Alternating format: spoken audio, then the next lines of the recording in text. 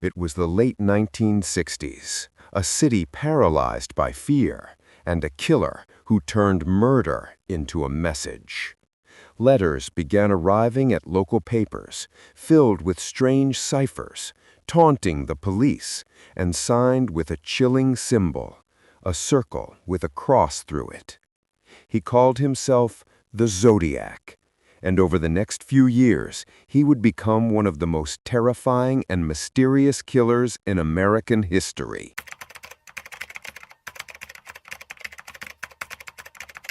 December 20th, 1968. A lonely lover's lane near Vallejo, California. Teenagers David Faraday and Betty Lou Jensen were out for a quiet night, but someone else had other plans. Moments later, gunshots shattered the quiet. Both were found dead. No robbery, no clear motive, just execution-style precision. 6 months later, another attack near Blue Rock Springs. Darlene Ferrin and Michael Mageau were ambushed. Mageau survived, and his description would become the first glimpse of the Zodiac. A heavy-set man, glasses, calm voice, and a gun. A month later, 3 letters arrived at 3 different newspapers, each claiming responsibility for the murders. The letters contained a 408-character cipher. The writer demanded the code be printed in the papers, or more people would die. When solved, the cipher revealed a chilling confession. "I like killing people because it is so much fun." The message was taunting, cold, and disturbingly playful, a mind enjoying the chaos it created. The Zodiac had officially entered the American psyche.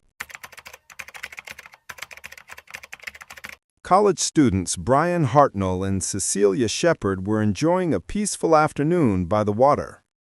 Suddenly, a man emerged from the trees, dressed in black, wearing an executioner-style hood marked with a white crosshair. He moved slowly, deliberately, as if performing a ritual. He tied them up and stabbed them repeatedly before writing a message on their car door in blood. Cecilia died 2 days later. Brian survived, and his description became the most haunting image of all. A killer who turned murder into theater and fear into legend. Minutes after the Lake Berryessa attack, the Zodiac calmly called the Napa Police Department, reporting his own crime. His voice, calm, controlled, emotionless, almost rehearsed, as if he were reading lines from a script.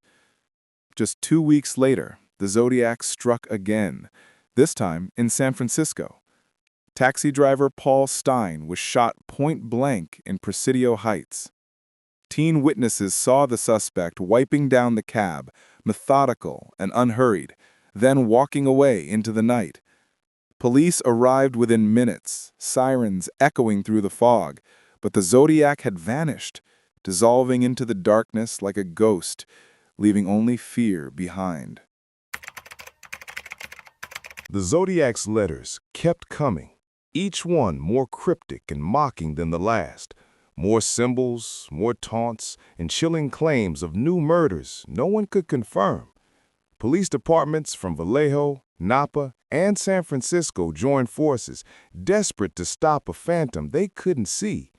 They followed hundreds of leads, fingerprinted suspects, analyzed handwriting, yet every clue dissolved into nothing. Then came the most terrifying message of all, a bomb threat. The Zodiac claimed he would blow up a school bus, saying, "Just shoot out the front tire and pick off the kiddies as they come bouncing out." Panic spread like wildfire. Parents watched in terror as every yellow bus rolled through foggy morning streets.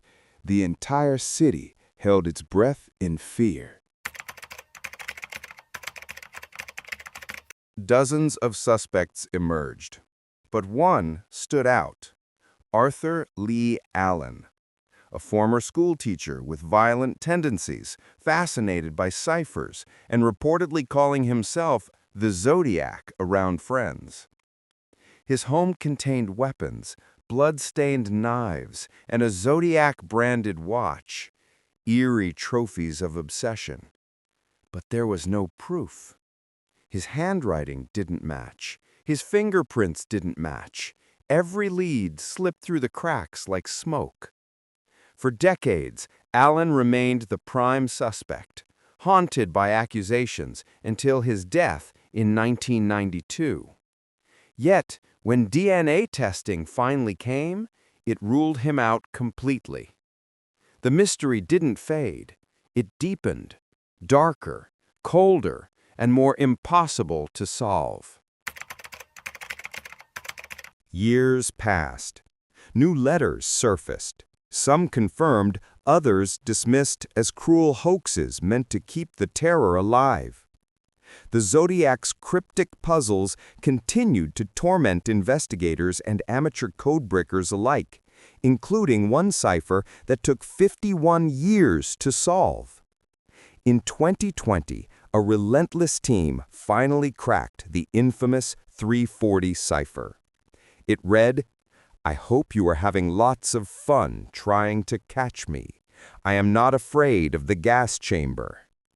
Even after half a century, his arrogance still echoed. Cold, confident, and disturbingly amused. The Zodiac vanished as suddenly as he appeared. No arrest, no closure. Only the haunting possibility that somewhere, behind a quiet face in a crowd, the man who terrified a nation once watched the world obsess over his crimes and smiled, proud that his darkness had outlived time itself.